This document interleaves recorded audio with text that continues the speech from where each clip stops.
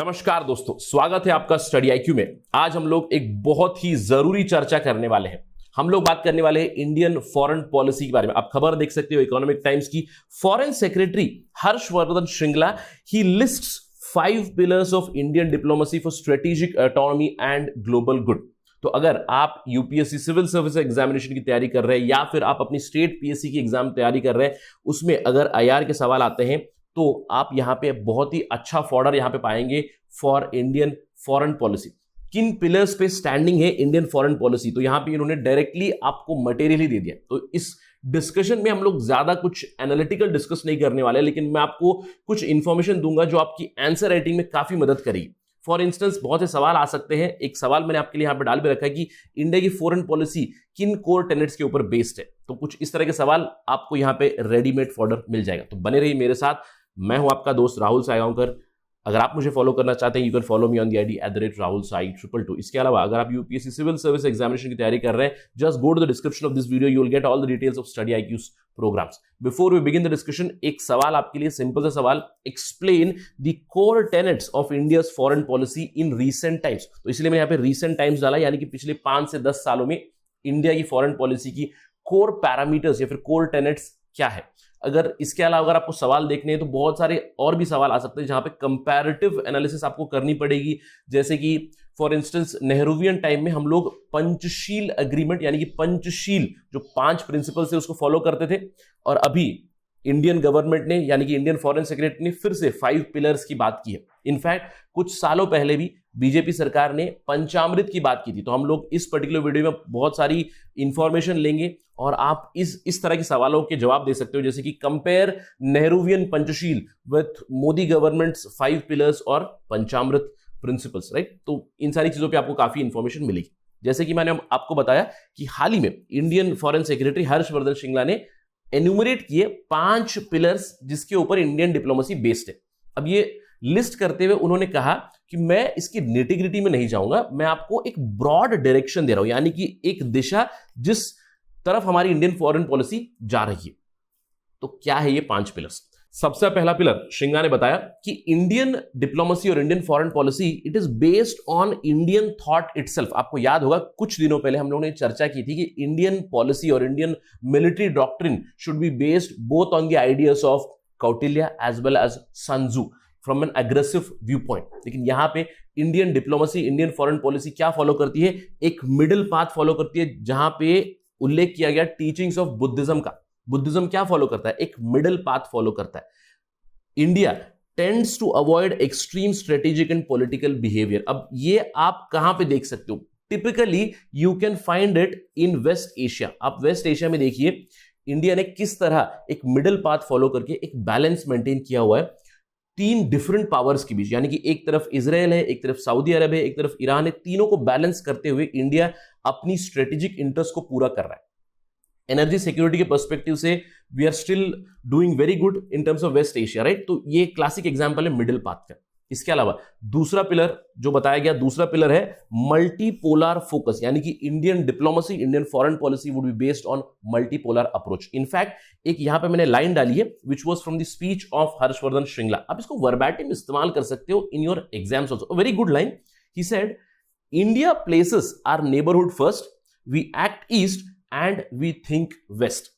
तो इन्होंने कहा कि we look to create a multipolar world और अ मल्टीलैटरल वर्ल्ड। तो इसीलिए India has revitalised its multilateral approach. आप देख सकते हो नेबरहुड के ऊपर तो फोकस है ही है, वेस्ट एशिया की तरफ देखते हैं, एक्ट ईस्ट पॉलिसी है, बड़े पावर्स के साथ यानी कि यूएस के साथ हम लोग डील कर रहे हैं, यूरोपियन यूनियन के साथ डील कर रहे हैं, रशिया के साथ डील कर रहे हैं, चाइना के साथ भी। yes there is a little bit of aggression especially from last year, but still we are balancing our foreign policy very decently. इसके अलावा तीसरा पिलर क्या होगा? तीसरा पिलर बताया कि इंडिया अपनी डिप्लोमेसी से एक इंटरनेशनल फोर्स बनना चाहता है, यानी कि हमारे जो भी एक्शंस होंगे वो एक इंटरनेशनल फोर्स की तरह होंगे। इनफैक्ट हम लोग ये कह सकते हैं कि India is already a global player, but हमारी डिप्लोमेसी या फिर हमारी फॉरेन पॉलिसी हम लोग क्या अचीव करना चाहते हैं? हम लोग और भी अपनी ग्लोबल फुटप्रिंट और अपनी ग्लोबल प्रेजेंस बढ़ाना चाहते हैं। ये है एक third pillar of our Indian foreign policy या फिर इंडियन डिप्लोमेसी।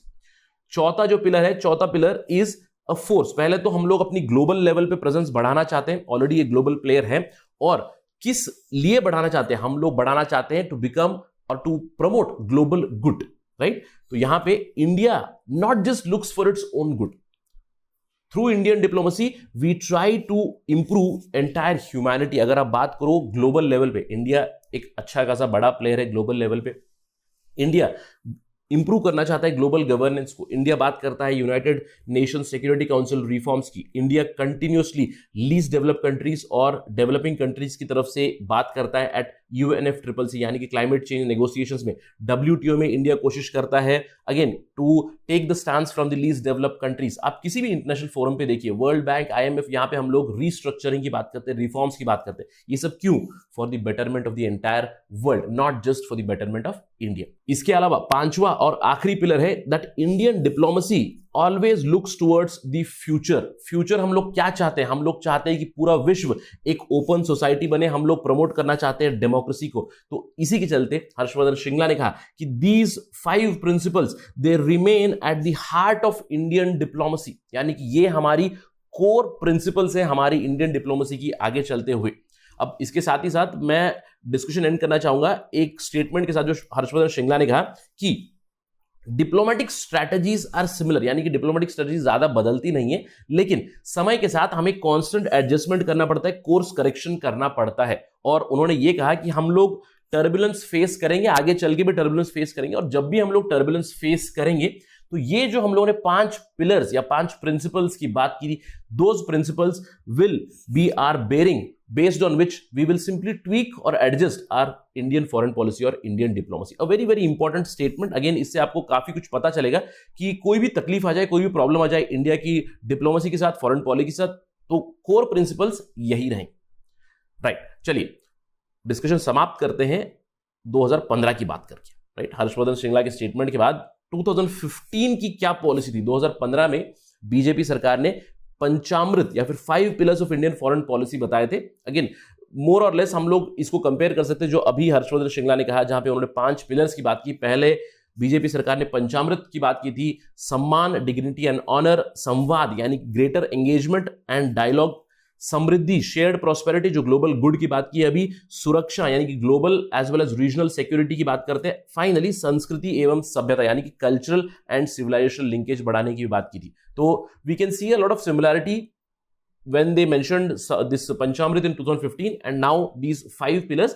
Overall हम लोग एक कॉमन थीम के साथ एंड कर सकते हैं। जब भी हम लोग इंडियन फॉरेन पॉलिसी की बात करते हैं, it revolves around the concept of Vasudhaiva Kutumbakam, यानी कि whole world is a big family. तो हम लोग ग्लोबल सिक्योरिटी की बात करते हैं, ग्लोबल एंगेजमेंट की बात करते हैं, creating open society and an open democracy, इन सब चीजों पर हमारा फोकस होता है। That is it from my side on this part of discussion. Thank you for watching. जय हिंद।